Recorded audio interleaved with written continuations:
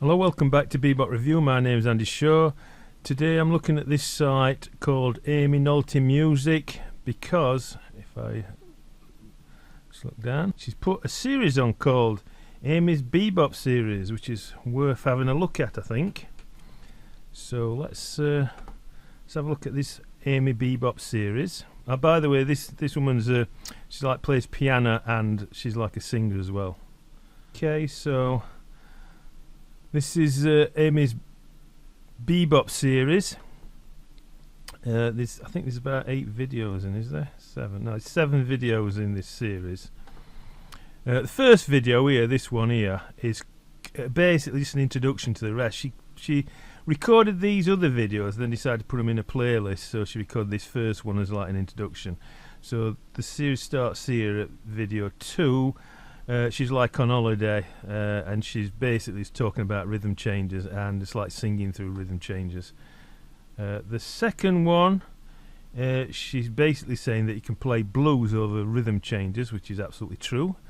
Because if you think about it, the blues, the first 8 bars of the blues are tonic key for 4 bars. So if you're in C, that would be C for 4 bars. And then it goes to the subdominant, which would be F in C concert, for 2 bars, and then it would go back to the tonic, which would be C, you got obviously in C major, for 2 bars. So 8 bars of the blues are 4 bars of tonic, 2 bars of subdominant, and 2 bars of tonic again. And rhythm changes actually goes through those exact keys. You get the first 4 bars of rhythm changes are in the key of the tonic, so if it was in C, they would be C. The next 2 would be in the key of the subdominant, and the next 2 bars after that would be back to tonic again. So it's exactly the same, basically. Key centers. Now, rhythm changes obviously has quite complicated chords. You know, you can start off very simple and go more and more complicated. But the same thing with blues, really. I mean, Blues for Alice, which is Charlie Parker tune, is very complicated, isn't it? For a blues, that is. So that's good. But she's basically what I want to say is about this, as related to Charlie Parker, is. She's basically playing the blues scale over rhythm changes, whereas Charlie Parker wouldn't actually do that. He would play certain notes, mainly would omit the flat 3rd and just play the flat 7th on a 7th chord and mainly the flat 5. Okay. This 4th video, which is called Bebop Soloing Over the Rhythm Changes. This is the longest video. You can see 23 minutes 14 seconds. This is the longest video where she actually composes a solo, a bebop solo over rhythm changes. This is by far the most interesting to me. So I'm going to come back, and basically this review is about that one video because it's by far the most interesting. The one, learning the bebop language, this one she talks about basically practicing. She starts singing through heads, like head parts of bebop. Basically, she sings bebop tunes, not solos, and I think this is a problem that is amplified in this video 4. Video 5, she's singing like the tunes but not solos, and also she says that basically you shouldn't be messing about with the Charlie Parker Omnibook. Basically, you shouldn't be playing. You should just be transcribing solos. That's what she seems to be saying to me, which I would disagree with. I mean, if you're learning music and you're really into bebop, because you can be not very good and really into bebop, it's going to be very, very difficult for you to transcribe solos. Transcribing is not easy, and it takes a lot of time. You've actually got to be a professional to do it all the time, which I'm not, and obviously people who are watching this video are not. So I would say, yes, use transcribed solos to study and to play through, because what happens is when you start playing through these things like the Charlie Parker Omnibook, you start getting to hear how bebop moves, and then when you hear Charlie, then if you are transcribing, if you hear Charlie Parker play a line that it sounds really weird, it'll actually come to you and think, oh, I've heard that because it was played at me sending Charlie Parker Omnibook. So you kind of get to see what he's doing, you see, like that. By playing the solos, you get to like hear what's in the solos you're transcribing, if you know what I mean. So I would definitely say that you should be using the Charlie Parker Omnibook, but I have actually criticised the Charlie Parker Omnibook in the past, mainly because it doesn't have key signatures and it's not very accurate, and not best choosing no ballads and that in it. but I still wouldn't say that you shouldn't use it, because it is a tool. If it's a tool, you use it, don't you? And if you're a beginner, you know, it's fun playing Charlie Parker solos. You know what I mean? Why take the fun out of it, you know? I mean, transcribing solos is not fun. Playing them is fun, you know. You want it to be fun, don't you? The sixth video here, Bebop dice for planning or pianing. Basically, you throw a dice and then you play through a different 2-5-1 in a different key. That's what it seems to me. I didn't tell you the truth, I didn't really look at this that closely. She's got a daughter there, and she'll like talk to her daughter. And then this one here, swinging 2-5-1 Bebop scale exercises. She basically tells you what this scale dice thing is, and then just goes through 2-5-1s. Pretty basic, I think that. And then this last one, she takes. I've seen this in I think it's Jamie Aebersold's book on tunes. What she does is she takes a tune. This tune is "There Will Never Be Another You," and then she plays like 4 bars of playing or singing the tune, and then sings like 4 bars of improvisation. So you're going tune, improvisation. It's interesting. It's an interesting thing to do. Anyway, let's go back, because the main one, the most interesting one by a long way, is this one here, video 4, Bebop solo over rhythm changes 3. So I'll just have a quick look at this. So this is the solo she's written out for the video I've just been showing you. And obviously, you know what I'm going to say straight away. You know, there's no treble clef, there's no key signature, there's no time signature. It just really irritates me. I honestly don't understand why Americans do this. Why they don't put clefs in. Why they don't put key signatures in. You know, especially key signatures and time signatures at the beginning.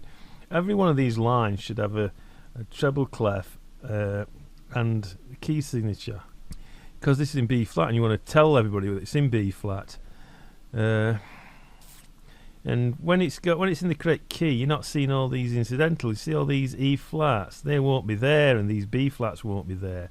It'll look a lot cleaner, and you can see what I know. Somebody's going to say to me, if you're a good musician, it don't really matter. I think they're idiots, people come out with things like that. There's really no excuse for not putting in a key signature.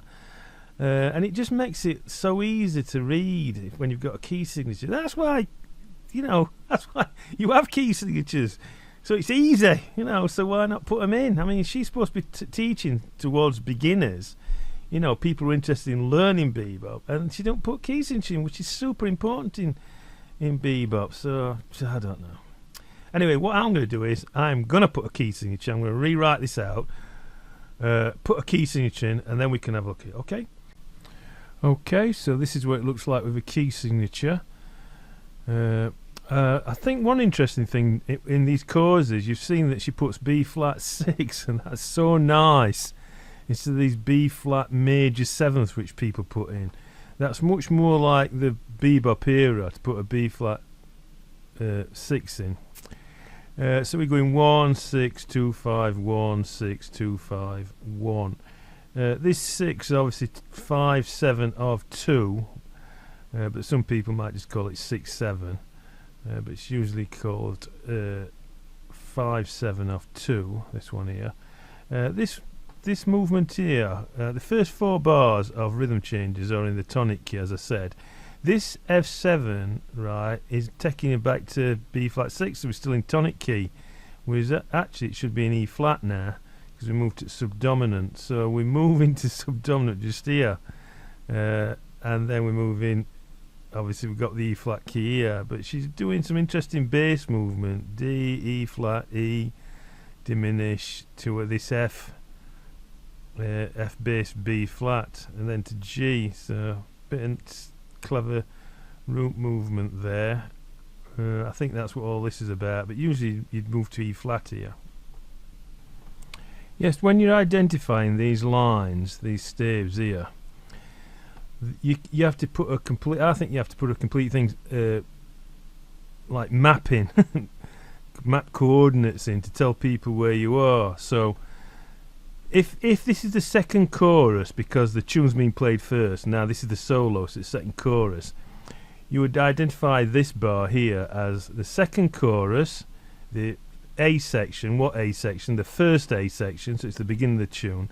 And what bar is it? Bar 1. So that's the chorus. This is the A section, A1, and that was bar. So just here, this bar here will be identified as second chorus, A section 1, because remember the first 8 bars are A section, and this would be bar 5. So if I were identifying this as like, say they were like 1, 2, 3, 4, 5, 6, 7 bars in that top line, and this, what would this bottom line start as? Well, it's these 7 bars in that top line.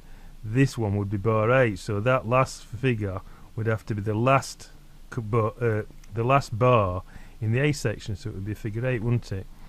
So it's best to identify like this, so you can actually identify where bars are. When you get to B section, it looks a bit different. Look, you just put in the second. There's only one B section in rhythm changes, isn't there? Obviously, you only get one B section of tune, unless it's an AB pattern. So second chorus, B section. There's only one B section in rhythm changes. It's not an AB pattern. It's just A B A. So then you just put 2B, and then what bar is it? It's the first bar of the B section, so it's 1. So just this here, this line here would be identified as 2B5, wouldn't it? It's 1, 2, 3, 4, 5. Like I say, if there were 5 bars in top, it would be 2B6, you know what I mean? Anyway, I think that's the best way to identify the bars in rhythm changes, or any other tune actually. Okay, I'm not going to do it all the way down, because we're only looking at one chorus, aren't we? We don't really have to identify this so meticulously, because it's not like chorus after chorus after chorus. This line here, can remember I made a video about octave displacement criticising Rick Beato, because he was saying that Parker does this as some kind of a special effect. I tell you the truth, I don't think it sounds very good, this actually. It's alright in this context she's put it in, but Jeff Snyder's exactly the same thing. In fact, let's have a look at Jeff Snyder's version of his 8 bars. He does like a solo thing. He says it's the one solo you've got to know. Let's have a look at his version of it. Okay, so this is the Jeff Snyder video. It's called The Rhythm Changes Bebop Line Everyone Needs to Know. They always make these titles up, don't they? This is the one line you must know. I'm just as bad. I put the greatest riff, didn't I? So okay, so let's just have a look at this solo that is written out. Okay, so there it is. As you can see, Jeff has nicely put in a treble clef, a key signature, and a time signature. That is so nice. You know what I mean? When you see things like that, you think, you know, this guy actually knows what he's talking about, you know. Just here we've got B flat major 7 chord, which I don't like, because Aimee uses them B flat 6s, which are much more related to the bebop era of the 1940s, and I actually think that major 6 chords sound nicer actually. And then we've got this is similar type chords. Just here, look, Jeff's going F7 B flat 7, so we're actually changing to E flat. We change to the subdominant straight away, because B flat 7 is the 5th chord of E flat major 7, isn't it? So we change straight away. So whereas Aimee doesn't, she goes to B flat and then uses that interesting root movement. So see, different ways of putting the chords in. In fact, she actually mentions that you can use all different types of chords, and which you can get really complicated in rhythm change, especially when you're using tritone substitution, you diminish chords and tritone substitution and all that kind of stuff. It does look complicated, but it's basically the same thing. You're going through 4 bars of tonic, 2 bars of subdominant, 2 bars of tonic. Okay, so this is the bit here that Rick Beato would talk about, calling octave displacement. So you're running down that scale, and that B flat would then go to A flat, which is the same as G sharp. So it's basically you're running up again. So you're doing it there. See, B to that A, and that would be G flat, wouldn't it? So it would still be running down. And then we've got one here. Look, we're running down here to this G sharp, which would be A flat, to that G. You see, so it just keeps on running down. But it's like I said when I was criticising that Rick Beato video. Charlie Parker doesn't keep doing this. He doesn't use these leaps as some kind of effect like Rick Beato does. Charlie Parker's leaps are mainly about voice leading, getting voice leading lines right. And this line itself, this line, he only usually plays once. He don't keep on doing it and doing it and doing it. In fact, I actually, when I was criticising that Rick Beato video, I wanted to see if Rick Beato was right. So I looked through hundreds of Charlie Parker solos, transcribed solos I've got, and I just couldn't see him repeating lines like this. So I would say that Parker doesn't do this. There's another thing that seems to be a problem just looking at that. You probably can't see it, but I can. With Jeff's line, apart from the fact that it's 8 bars without a break, you know what I mean? There's like no telling a story. It's just a line. It's probably better if you're doing something like that as a dual time break, you know what I mean, to rip through something rather than actually playing over the changes. But I'll just show you what I see. What's the problem is now. What I'm going to do is I'm going to use this Camtasia program to isolate the changing tones. Okay, so we'll have a look at that now.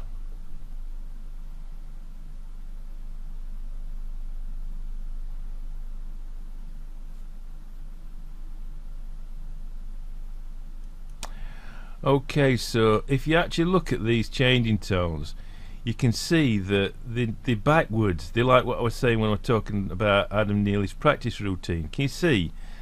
This in bebop, this note here should be high and that should be low, leading to it. So you're hearing this accented note here. The voice leading on these changing tones. That's B flat. Yeah, these changing tones is actually going up. It's going B to C sharp, which isn't really bebop phrasing. Bebop phrasing is descending lines. You have a look at Charlie Parker solos. His voice leading goes down, not up, whereas the voice leading here is going from this B to C sharp, and then we're looking for a D, which I can't see. So it's not brilliant voice leading anyway. These lines in green are converging figures. They're actually moving to this C sharp, but it's not quite as strong as a changing tone. But this is not a very good in jazz anyway, because like I said, the note, it wants to be like that, the note at the top and then bottom leading to it. But you can see that that's not a changing tone, because that should be at D really to be a changing tone. But we've got this pattern that's going up to E, and then we've got this converging figure. So we've got another converging figure here, you see. It's not actually a changing tone. You've got this half step above that F, but then there's a full tone below, you see. Well, D, E, F, it's like 2 tones below. And then we've got another changing tone here, which is same as these. It's the other way around, like the classical way, so they're approaching from the top. Now, that to me doesn't look very good bebop. It doesn't look like a very good bebop line, because like I said, when I was talking in the greatest riff, my video on the greatest riff, the beboppers, Charlie Parker, Dizzy Gillespie, Bud Powell, Clifford Brown, Sonny Stitt, Fats Navarro, all those guys, they always, when they phrase the changing tones, they nearly always put the note on top. This note here was always on top, so you're driving into this. It's like driving down, driving and coming up. I don't know how it is, but it does give it more swing when you're playing them like this. This way it'll sound more smooth, like a classical way of playing it. In fact, let's have a listen to Jeff playing it and see if it does actually sound smooth and like a classical thing. Like I said, I don't like this repeating line here.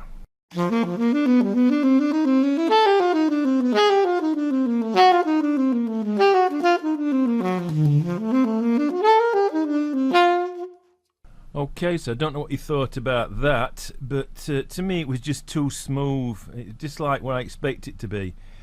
This line is very, very smooth. You can hear voice leading here. It's going from A to this G sharp to this F to this G to F. It's kind of like descending, but it's very mechanical. It's like repeating this same thing is going down. So to me it sounds more like a technical exercise than an actual bebop solo. And in fact it doesn't actually sound like a bebop solo. It sounds more like the cool era that came after bebop, you know, like Lee Konitz and all those, and that West Coast school, like Bud Shank and that. It's kind of like very smooth and like, I don't know, it just sounds more like classical music than it does bebop. But bebop's got much more aggressive accenting and it swings very hard, bebop. Whereas I'm not actually getting that with that. I'm just listening to it and hearing this like pattern that's being played. But if you like that, there's nothing wrong with that, because remember that the cool era, which came after bebop, you know, in the 1950s, was actually more popular. But you know, if you, like I say, if you listen to somebody like Lee Konitz, he plays very similar to that, because Lee Konitz didn't actually play with black people a lot. He played with the Lenny Tristano, and they were studying Parker solos, but he always sounds very smooth, Lee Konitz, to me. I'm talking about in the 50s when he were actually coming up, and a lot of those players, you know, those white players who didn't play with black guys, because remember, America was segregated at that time, so musicians weren't really playing with each other. I mean, it was like breaking down a bit. You know, you got like Al Haig had played with Parker, and Stan Levy and Red Rodney. There were a few players who played with the black players, but it was just starting to break down a bit, you know. And the white guys, I didn't really know about. Well, I won't say they didn't know about it. The bebop was so new at that time that they hadn't quite absorbed, you know, the language as much as the black guys had all done. And so they were playing a more smooth style. But it was nicer, in a way, it was nicer to listen to for the general public. They actually preferred that smoother style. And that, to me, is what Jeff's playing there. Sounds very much like a cool era type run, not a bebop era type run, even though he's very aggressively trying to put accents on these top notes. They say this G sharp, you can go babadoo dabadoo like that, but it don't quite work because he's repeating this line, which you wouldn't get in bebop. You'd be jumping about more, you know, more variation and jumping. So if you're asking me, I actually don't think that's a very good bebop line myself. But like I say, if you actually like that way of playing, you know, why listen to me? You know, I'm only giving you my opinion, which criticism is, isn't it? So anyway, let's move on now and have a look at Aimee's solo and see how that stands up. Okay, so looking at Aimee's solo, she starts off with this same thing that Rick Beato did and Jeff did, or it don't go on quite as long as what Jeff does. Like I said, she's using 6 chords, which I like. And she's using spaces, which I also like, so she's using spaces between them. This looks alright to me. This looks very bebopper. She's using M1 to take it up. The voice leading lines, the scale lines, you know, the voice lines are always descending. Even on this middle bit here, they seem to be descending. She's kind of like repeating this here, but she's putting M5B in there. Can you see? So that, which breaks it up a bit. But it is repeating that, which you shouldn't really do in a bebop solo. We've got M1 again, taking this line up. M5B there. It looks pretty good, this, you know. I'm trying to look to criticise her. I'm finding it a bit hard, actually. Just as an overview, it actually looks quite good, this. It does look like a 1940s bebop solo. Right, let's have a look at the changing tones and see. They look okay to me, but let's just see and compare it to what Jeff did. Okay.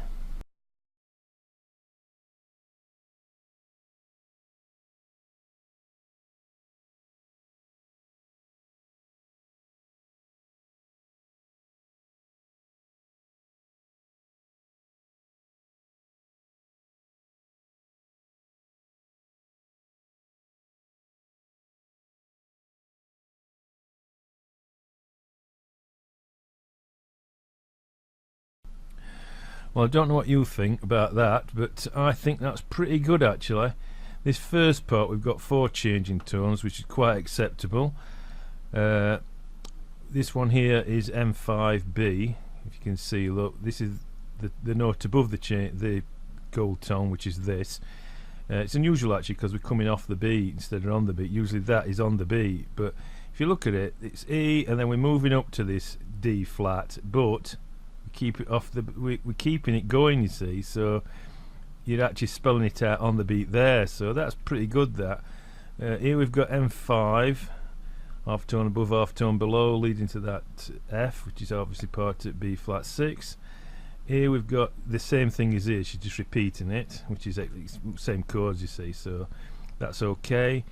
And this here we've got a converging figure, which again is right way around, so I think that's pretty good. Let's just have a look at bottom half. Right, bottom half at tune, we've got M5 here. See, changing tone here. This is in the bridge part.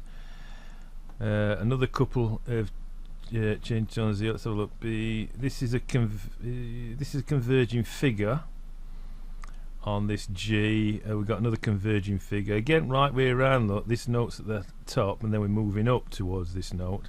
It does sound better usually when you get things like this. And this bottom line here, she's put in. This is similar to the top line, you know, this Beato octave leaping, but she's changed it. Instead of going like down to there and then not jumping again, we've got these changing tones in. We've got M5B here, that's a note above, and we're moving to that note, so we're sweeping up to it. So we've got M5B there, it's cleverly done, and then just here she's put this is M5, see, that's a note above, that's the half tone below, and that's the note you're going to, that's C sharp, which goes on that diminished. That's really clever, that actually, it's very, very good, I like that. And then we've got a converging figure here again, right way around. Just here, look, we've got M5B again. Another this is a converging figure type thing. Let's see there, yeah, converging figure with a top note there. So again, this is quite good, that. And then another M5B here, see, and then another changing tone. This is a converging figure, sorry, converging figure. So it's really good, that. I mean, that is very much like what you would see in the 1940s bebop. So I think what we'll do is we'll have a listen to it now, okay? Okay, so this is Aimee's tune put into Band in a Box, the correct key and everything, so we'll have a listen to it now, okay?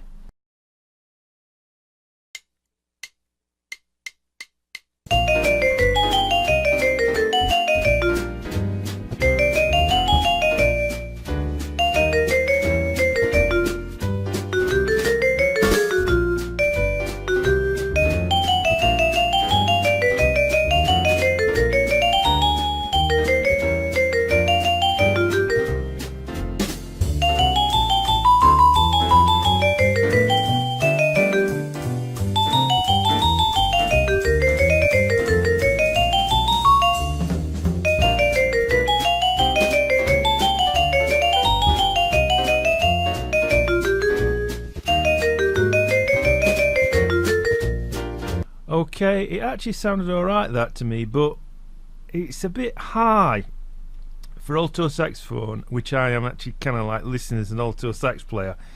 It's kind of high, and in concert these notes are really high. It would be impossible to play that on alto sax. So because this is my video, what I'm going to do is I'm going to do it again, play it to you again, but I'm going to change the key. We're looking at it in B flat, but what we're going to do is now we're not going to look at it in B flat. I'm going to take it down to the key of F concert, and I'm also going to change the music so it's in F concert, but it'd be look as though it's in D major, because that's how an alto saxophone player, i.e. me, would actually look at it. See, I see those notes more as alto saxophone sounds, not as piano sounds, if you know what I mean. So it's the same thing. The analyst, I'll be looking at it exactly the same thing. So let's do that. Let's change it into F concert D alto saxophone, okay? And we'll have a listen to it again now.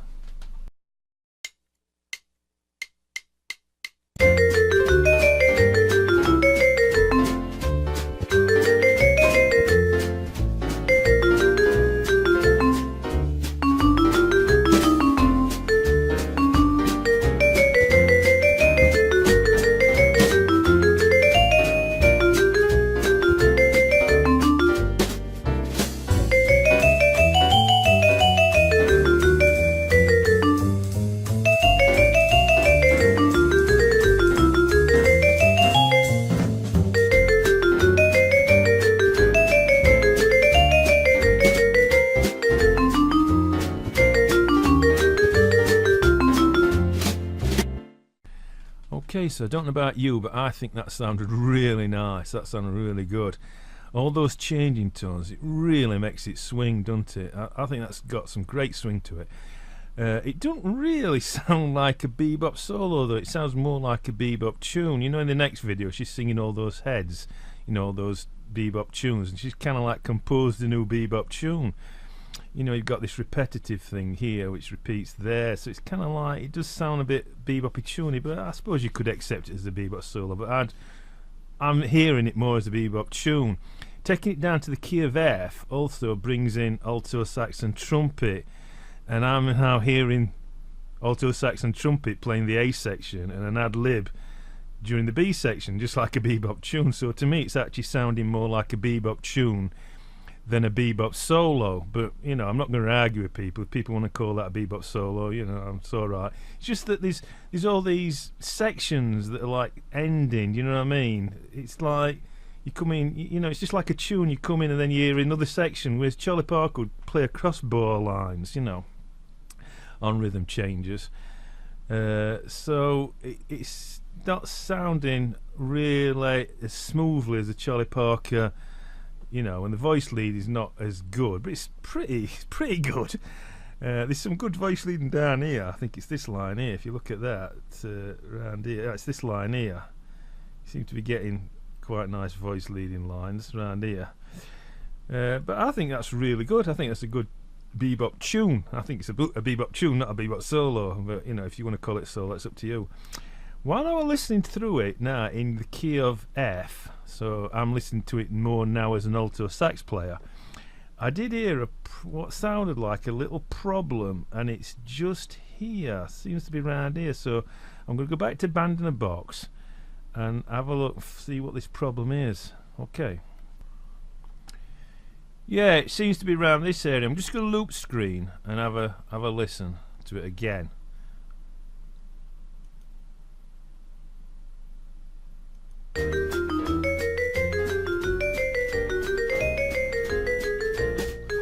Yeah, it's definitely this bit here. Why is that not working right? See what's happening. Do you see what's happening? This here is a changing tone. This is M5B.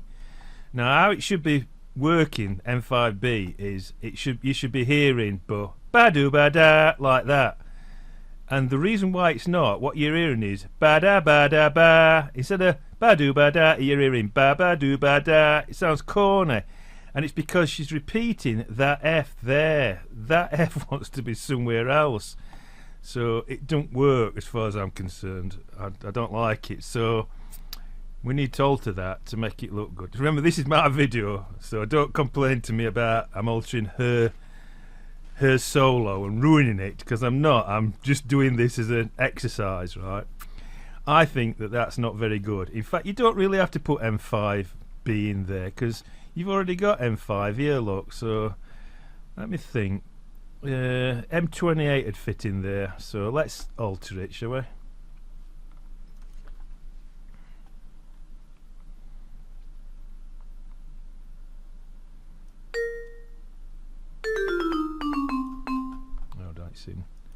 It's in triplets. Take the triplet off. That's better.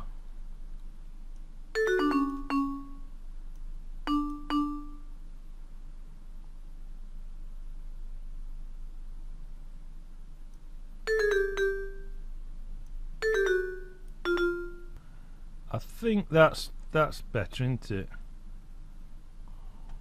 I'll just play it now and see if it sounds a bit better.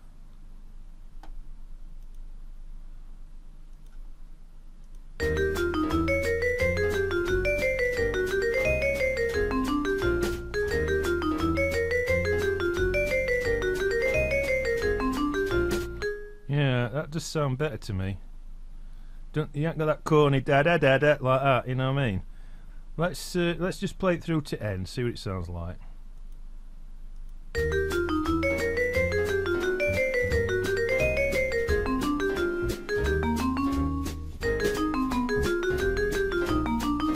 Yeah, I don't like this bit here. It's starting on a strong beat. You know what I mean?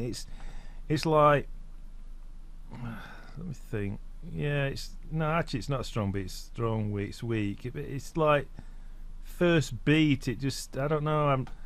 It's all right. It's all right, but I think I'll just alter that. So I'm sorry. I'm just gonna try. I'm not trying to ruin it. I'm just trying to make it flow a bit better. So I'm gonna alter this as well. It wants M1 in there, really. Let's have a look. Change it to triplet.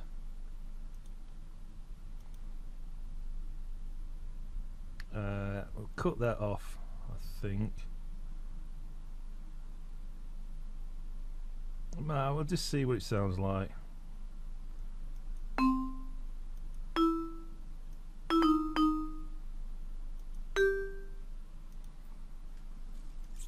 Okay, so I've just put M1 in there. This might want cutting down a bit. Let's have another listen.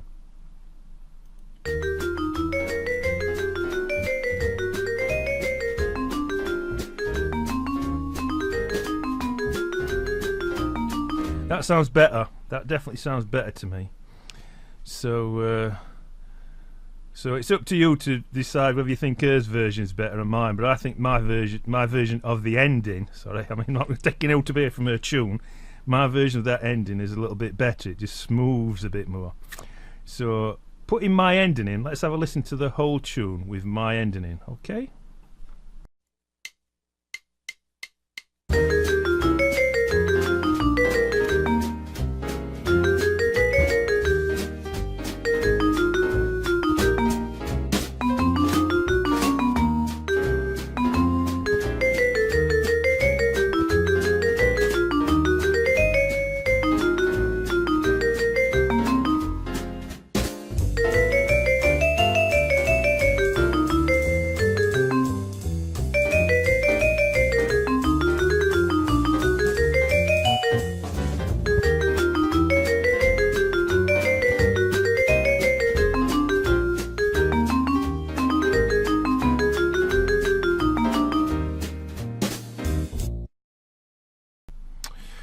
Well, I actually thought that were really nice. I think it's a really nice tune, this. It really sounds like bebop. It's lovely to listen to.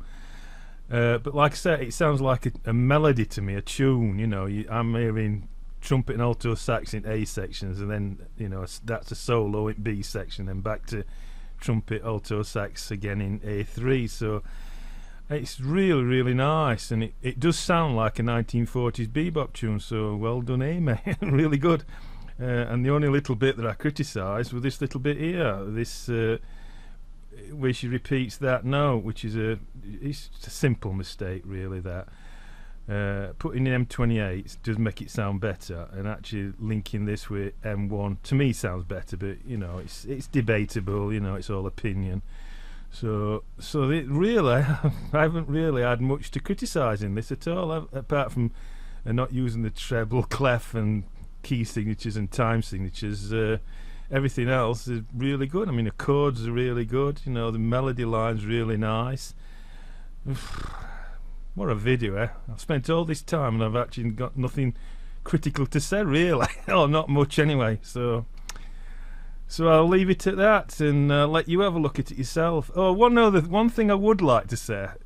At the end of one of her videos, she says that you shouldn't play this tune. She plays a solo and says, play the solo and then forget it. Don't ever touch my solo. Well, the thing is, I think this is a really, really nice tune, and I think it could be arranged as a bebop tune. So when she's saying don't play it again, I actually say the opposite. I say play it. I mean, it's fun. It sounds good. It does work in the key of F for alto sax and trumpet, okay.